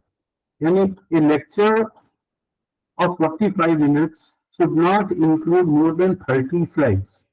और आप ये मान के चलिए कि एक स्लाइड के ऊपर आपको 1.5 मिनट बोलने का मिलेगा। यानी when you are presenting one slide you are speaking for 1.5 minute, और इसीलिए 45 मिनट के लेक्चर में आप 30 स्लाइड से ज्यादा न बनाएं। किसी भी स्लाइड के कंटेंट में 5 से 6 लाइन से ज्यादा नहीं होनी चाहिए, यानी टेक्स्ट मैटर जो है, और जितना संभव हो आप या तो पाई डायग्राम्स या आप उसके ग्राफ या उसका बुलेटेड पॉइंट्स ये दें, बजाय कि आप एक रनिंग टेक्स्ट मैटर दें। यानी जो नोट करते हैं एक ही प्रकार की चीज को देखते देखते, उसको हम कलर से ब्रेक कर सकते हैं, यानी अलग अलग रंगों का इस्तेमाल करें, अलग करेक्टर का इस्तेमाल करें, डिफरेंट फॉन्ट्स का इस्तेमाल करें, डिफरेंट फिल्स का इस्तेमाल करें, फॉर्मेट चेंज कर लें, बैकग्राउंड बदल लें, टेक्सचर्स बदल लें, कुछ फोटोग्राफ बदल लें। इसका ओरिएंटेशन कभी वो लैंडस्केप में है तो कभी वो जो है आपका सीधा उसमें हो सकता है पोर्ट्रेट के अंदर, या कभी कभी हम कैरिकेचर्स यानी कुछ कार्टून्स वगैरह रख करके भी उसको ब्रेक करने का, यानी कि मोनोटोनी है, क्योंकि हम कई ह्यूमन ब्रेन जो है किसी प्रकार की चीज को बार बार देख करके बोर हो जाता है। लेकिन एक बात का ध्यान रखें कि जहां तक संभव हो एनिमेशंस यानी वर्ड ड्रॉपिंग, इमेज ड्रॉपिंग, इनको अवॉइड करें क्योंकि वो डिस्ट्रैक्टर्स होते हैं। हाँ, ये जरूरी है कि कभी आपको लगता है कि ये बहुत एसेंशियल है किसी चीज को एक्सप्लेन करने के लिए, तो आप इसका जरूर इस्तेमाल करें।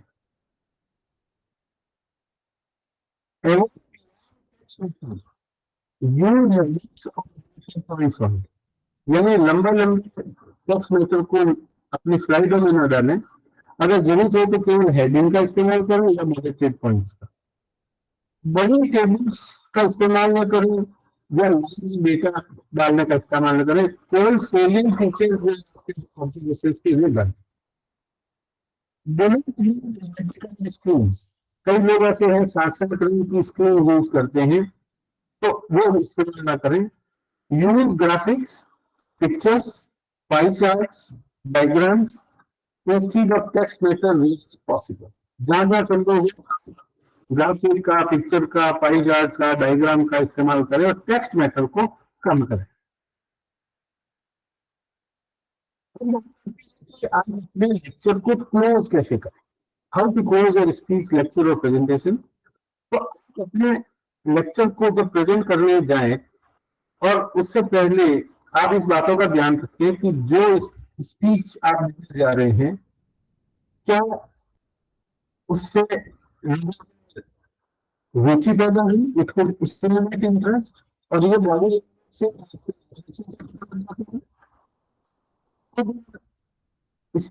Speech called curiosity to know more, क्या क्यूरियोसिटी पैदा हुई कि हम कुछ और ज्यादा। दूसरा, आपको ये इंश्योर करना है कि जो आपका ऑडियंस आपसे उम्मीद कर रहा था वो बातें आपने इस लेक्चर में उत्तर दी है। और दूसरा, ऑडियंस जिस पर्पज से आपको सुनने के लिए आया था उससे उसका पर्पज पूरा हुआ है कि हुआ है, ये प्रश्न आपको अपने आप से पूछना है at the end of the lecture. यानी जब आप अपना लेक्चर को क्लोज करें तो आप अपने आप को संतुष्ट करें इस बात से कि मैंने लोगों ने इंटरेस्ट जागृत किया है, उनके अंदर जो मैंने क्यूरियोसिटी उत्पन्न की है कि वो ज्यादा जानने का प्रयास करें मेरे से, मैंने वो जो उम्मीद उनका तमाम बातों का उत्तर दे दिया है और मेरे कॉन्फिडेंस जिस पर्पज से आया था उससे मैं संतुष्ट हूँ।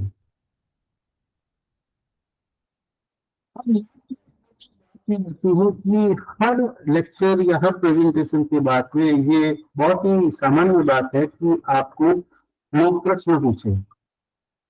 सो ये क्वेश्चंस, और ये बहुत जरूरी है कि जब भी आप अपनी बात को समाप्त करें तो सबसे पहला ये है कि इनवाइट क्वेश्चंस, यानी आप अपना स्पीच प्रेजेंटेशन खत्म करके आप अपने ऑडियंस से पूछेंगे I would like to request the audience if they have any question please ask.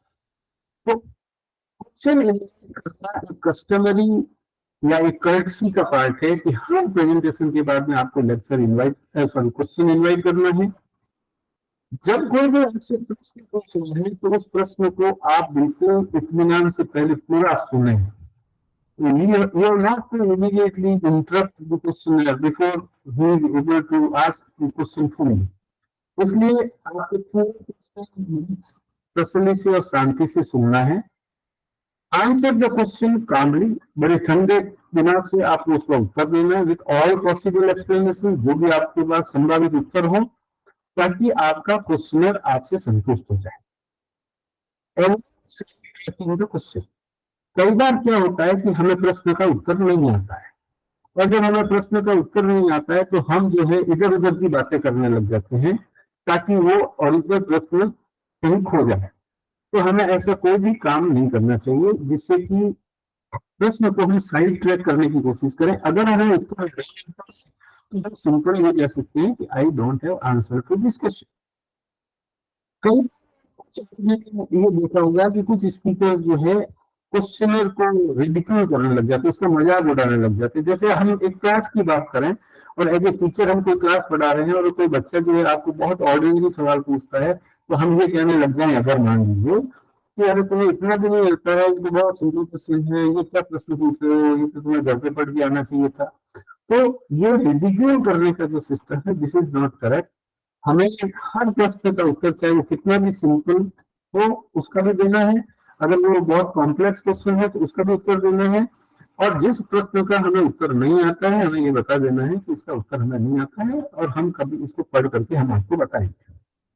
अगर मान लीजिए कि कोई प्रश्न इतना लंबा उत्तर मांगता है जो उस समय उस लेक्चर के टाइम शेड्यूल के अंदर पॉसिबल नहीं है, तो आप प्रश्न पूछने वाले को ये कह सकते हैं कि आप इस फला सोर्स से ज्यादा डिटेल हासिल कर सकते हैं, और अगर जरूरत हो तो आप मुझे ईमेल से मेरे से कम्युनिकेट कर सकते हैं। I will be able to answer your question. क्योंकि जब आपके प्रश्न पूछने वाले और उत्तर देने वाले के बीच में जब लंबा समय बीतने लगता है तो आपका ऑडियंस बोर होने लगता है कि भाई इतने लंबे लंबे प्रश्नों के उत्तर नहीं होने चाहिए। तो you want to answer questions briefly, and if it requires a longer answer than expected, then ask the questioner कि भाई आप ये सोर्स है, ये किताब है, ये पेपर है, ये थीसिस है, ये जगह है, इसमें आप इसका उत्तर पाएंगे। तो अगर आपको फिर भी संतुष्टि नहीं होगी तो you can note down my email address so that you can ask the question and I will answer. When taking questions, जब आप पूछने लगते हैं to confuse the question, कई बार प्रश्न का उत्तर नहीं होता है तो हम क्या करते हैं कि उपप्रकार शब्दों का इस्तेमाल करके प्रश्न पूछने वाले को कंफ्यूज करने का प्रयास करते हैं ताकि वो अपना एक्चुअल प्रश्न भूल जाए। तो ऐसी चीज हमें नहीं करनी चाहिए। दोनों questions to answer the question. कई बार ये होता है कि किसी ने आपसे प्रश्न पूछा तो आप उल्टा ये कहते हैं, पहले आप ये बताइए, यानी बजाय उसके पूछे हुए प्रश्न का उत्तर देने के आप उसको ही प्रश्न पूछने लग जाते हैं। This is considered to be bad habit. Instead discuss the matter informally. अगर लंबे उत्तर है तो आप इसको लेक्चर खत्म होने के बाद में प्राइवेटली मिलकर के आप उसको एक्सप्लेन कीजिए कि आप जो उत्तर चाहते हैं उसका ये उत्तर है। हर प्रश्न को आपको बिल्कुल पॉजिटिवली लेना है। ये नहीं समझना है कि आपकी परीक्षा लेने के लिए कोई प्रश्न पूछ रहा है। हर प्रश्न, हर क्वेरी, हर जो इंक्विजिटिवनेस है आपके ऑडियंस में, वो कितनी भी सिंपल और सरल हो सकती है, लेकिन आपको ये समझना है कि आपका ये दायित्व है, आपका ये ड्यूटी है कि आप पूछने वाले को संतुष्ट करने का प्रयास करें। आप एकदम पलट करके जवाब नहीं दें, ऐसा कोई भी इस तरह का रिएक्शन नहीं दें, इंपल्सिव होकर के कोई जवाब न दें, एजिटेट ना हो। कई बार ऐसा होता है कि हम उत्तेजित हो जाते हैं, हमें गुस्सा आ जाता है कि ये क्या प्रश्न पूछ लिया, ये मुझे जो है वो नीचा दिखाने के लिए प्रश्न पूछ रहा है, उससे आप एजिटेट हो जाते हैं। So don't do that. हमेशा अपने हर प्रश्न को ठंडे दिमाग से लेना है। अगर उसका उत्तर नहीं आता है तो हमें ठंडे दिमाग से उसका उत्तर देना है कि नहीं आता है, और अगर आता है तो भी हमें समझना है। विजडम ऑफ द क्वेश्चन है, तो प्रश्न पूछने वाला है उसकी विजडम को हम चैलेंज न करें कि कई बार हमारे दिमाग में ये आता है कि मैं ये टेस्ट करें कि इसको कितना आता है, तो ऐसा नहीं करना चाहिए। और कई बार आपने ये देखा होगा कि कुछ लोग जो आपके ऑडियंस में बैठे हुए हैं, वो दूसरों को प्रभावित करने के लिए जानबूझकर सवाल पूछते हैं, है ना।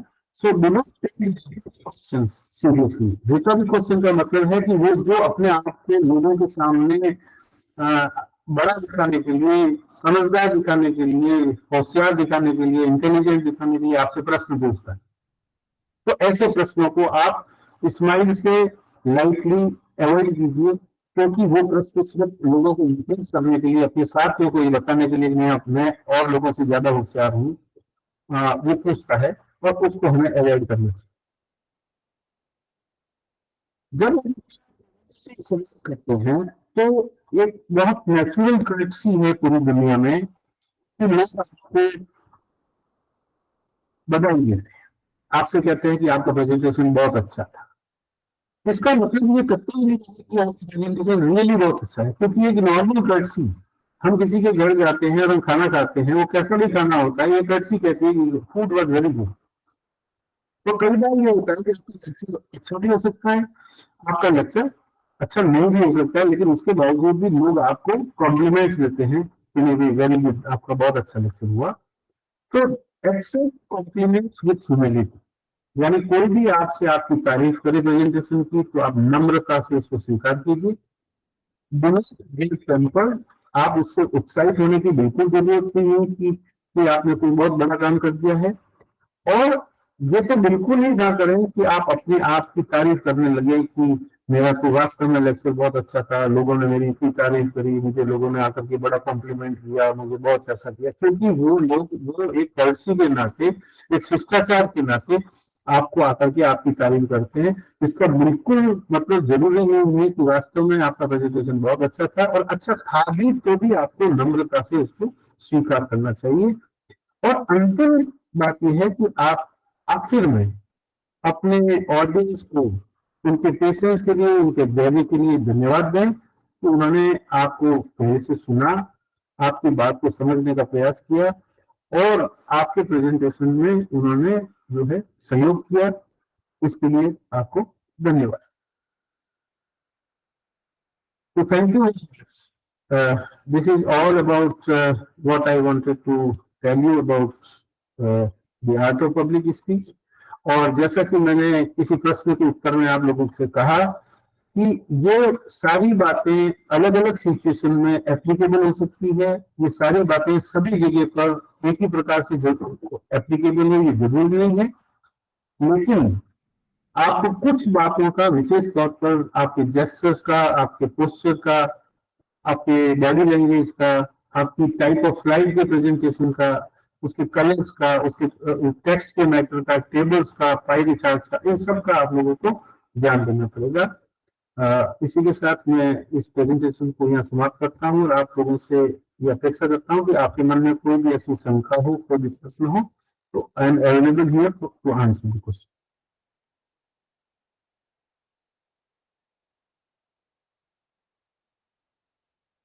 सर एक क्वेश्चन है, जैसे जो ये सेमिनार्स होते हैं हमारे ना, जिसमें रिसर्च पेपर हमें प्रेजेंट करना होता है। सो उसमें ऑडियंस कैसे, किस टाइप की ऑडियंस होती है, हमें कैसी ऑडियंस को फेस करना होता है? लाइक वो उस यूनिवर्सिटी के सारे स्टूडेंट्स होते हैं या फिर वहाँ की पूरी फैकल्टी होती है, कैसी ऑडियंस होती है? देखिए ऐसा है कि पहली बात तो सेमिनार के टॉपिक से आपको पता लगता है कि वहाँ पे जो लोग हैं वो किस सब्जेक्ट इंटरेस्ट के लोग हैं, पहली बात। हाँ जी सर। दूसरा, जब भी कॉन्फ्रेंस होती है या जहाँ पे आपका प्रेजेंटेशन होता है तो वहाँ पर फैकल्टी मेंबर्स भी होते हैं, रिसर्च स्कॉलर्स भी होते हैं और पोस्ट ग्रेजुएट स्टूडेंट्स भी होते हैं। जी सर। और ऐसी जगह पर जब आप अपना प्रेजेंटेशन करते हैं तो वहां पर आपको कोई भी कंटेंट को मॉडिफाई नहीं करना होता है, क्योंकि आप वहां पर अपने रिसर्च को प्रेजेंट कर रहे हैं जो फैक्चुअल है सर। हाँ जी सर। जो करना है प्रेजेंटेशन जो आप डिलीवर करते हैं उसको थोड़ा सा सिंप्लीफाई करने का आप प्रयास कर सकते हैं, ताकि आप एक रेंज ऑफ ऑडियंस को एड्रेस कर सकें, स्टूडेंट से लेकर के फैकल्टी मेंबर। सिंप्लीफाई सर कैसे, in sense of what sir, कैसे सिंप्लीफाई? ना जैसे आप मेरे सामने देखा गया कि जब मैं बोलूँ तो मुझे हिंदी और अंग्रेजी का मिक्स इस्तेमाल करना है। ठीक है सर। अगर आप किसी फैकल्टी मेंबर हैं वहां पर, सपोज आप अपने सिनॉप्सिस प्रेजेंट करने जा रहे हैं और में कोई 5 एक्सपर्ट ही बैठे हैं and they are only qualified professors of the university और द कॉलेजेस, तो वहां पर ये आवश्यक नहीं है कि आप वहां पे अगर आप अंग्रेजी में कंफर्टेबल हैं और आप अंग्रेजी में बोल सकते हैं तो आप अपना पूरा प्रेजेंटेशन अंग्रेजी में दें सर। हाँ जी सर। लेकिन अगर आपके सामने ऐसा ऑडियंस जो मिक्स टाइप का है तो आप अपनी बात को उनको पहुंचाने के लिए अपने प्रेजेंटेशन को कैसे सिंप्लीफाई कर सकते हैं without changing the contents. Sir. हाँ जी सर। सर एक और, हाँ जी सर, एक और क्वेश्चन सर, जैसे हम लोग तो फर्स्ट टाइम ही अपना पेपर प्रेजेंट करेंगे है ना, तो और ऐसा ये टेक्निकल डिस्टरबेंस हो जाए तो मॉरल वैसे ही डाउन हो जाता है सर। लाइक ऑनलाइन हो रहा है, सपोज ऑनलाइन है हमारा प्रेजेंटेशन, और फिर क्या करना चाहिए? अपना होते इवेंट्स के तैयार रहना चाहिए, ऐसा ना बैठे तो इसकी तैयारी पहले से करनी चाहिए।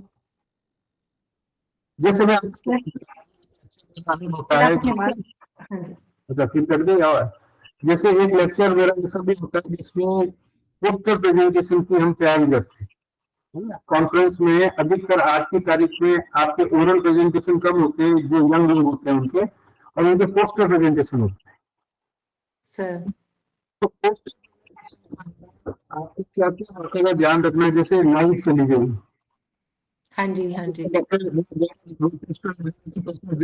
तो आप कैसे तैयारी करके जाएंगे कि आप अपना पोस्टर कहाँ लगाएंगे? हाँ जी सर। सर ऑनलाइन जैसे आप अभी प्रेजेंट कर रहे हैं, थोड़ा ये डिस्टरबेंस आ जाता है, और हम लोग भी ऑनलाइन प्रेजेंट करेंगे तो ऐसा कुछ ना हो। बट कॉन्फ्रेंस इन पर्सन नहीं करेंगे ना, कॉन्फ्रेंस तो आप इन पर्सन नहीं करेंगे। Yes sir.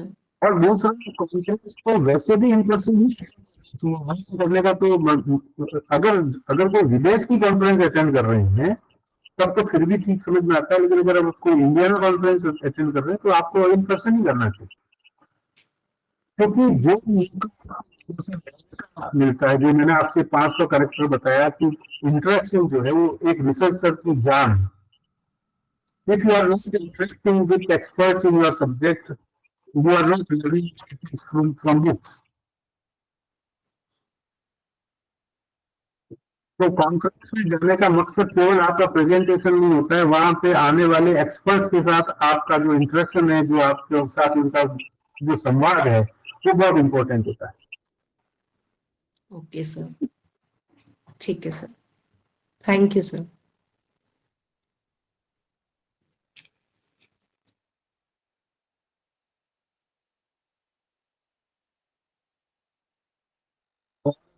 तो आप बताइए। हेलो, नमस्ते सर। नमस्ते सर, जैसे आपने कहा कि अपनी मतलब पीपीटी या स्लाइड में, प्रेजेंटेशन में आपको कंटेंट कम से कम रखना है, क्योंकि तो जैसे मेरा हिंदी लिटरेचर सब्जेक्ट है, तो उसमें तो जैसे ना ग्राफ्स तो होंगे नहीं, तो उसमें तो वो टेक्स्ट ही होगा सारा का सारा, तो फिर उसको स्लाइड को कैसे प्रेजेंट करेंगे हम?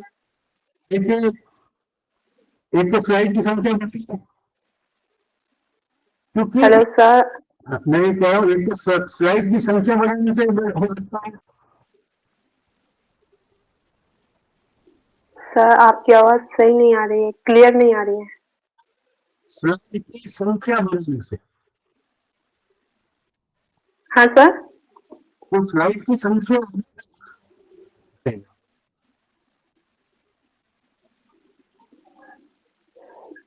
स्लाइड्स की संख्या बढ़ाइए, ऐसा बोल रहे हैं सर आप? Yes sir, yes sir. Sir ये कहना चाह रहे हैं कि number of slide upon increase कर सकते हैं उस केस में, जब अपने पास बैटरी ज्यादा हो, उस केस में अपन नंबर ऑफ स्लाइड इंक्रीज कर सकते हैं। ओके। क्योंकि अल्टीमेटली तो चाहेंगे ना। सर मेरे को तो आप बिल्कुल भी नहीं सुनाई दे रहे। अब ये प्रॉब्लम मेरी है, ये नहीं समझ आ रहा मेरे को।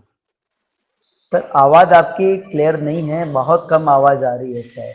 मतलब आपकी आवाज बीच में ही स्टॉप हो जाती है आते आते। अच्छा अच्छा, तो ये रिलैक्स करेगी थी आपको?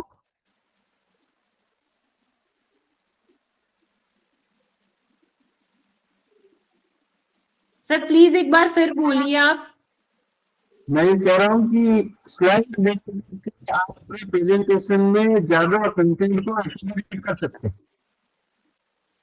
जी सर।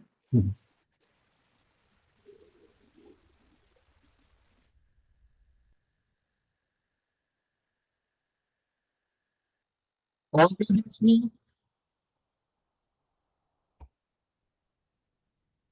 सर एक क्लास टीचर को क्लास में मान लो क्लास स्टार्ट करने से पहले मान लो अपने को रिपीटेशन से कैसे बच सकता है कोई टीचर अपने प्रेजेंटेशन से? क्योंकि क्लास से मान लो वर्किंग 365 में से वर्किंग डे लगभग 150 से 200 दिन वर्किंग डे रहता है, और उसमें भी कम से कम 4 क्लास होती है, तो हर क्लास में जाने पर अपने आपको प्रेजेंट करने के लिए इतनी बार मॉडिफाई अपने आप को करना बहुत बड़ा चैलेंज है सर।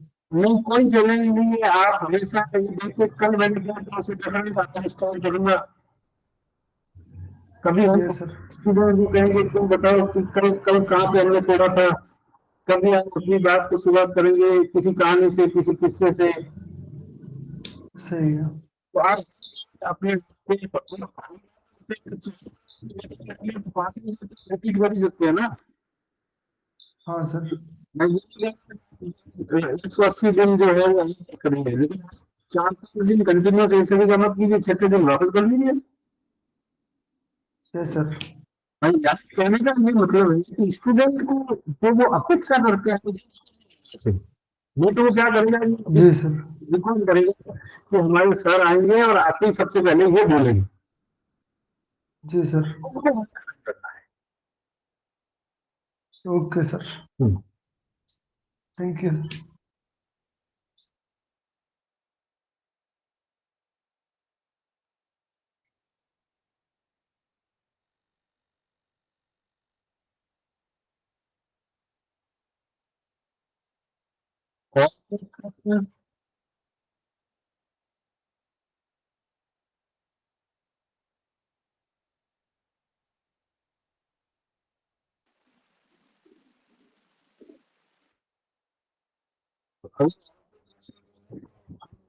इस लेक्चर को समाप्त करते हैं और 14 तारीख को हम वापस मिलेंगे।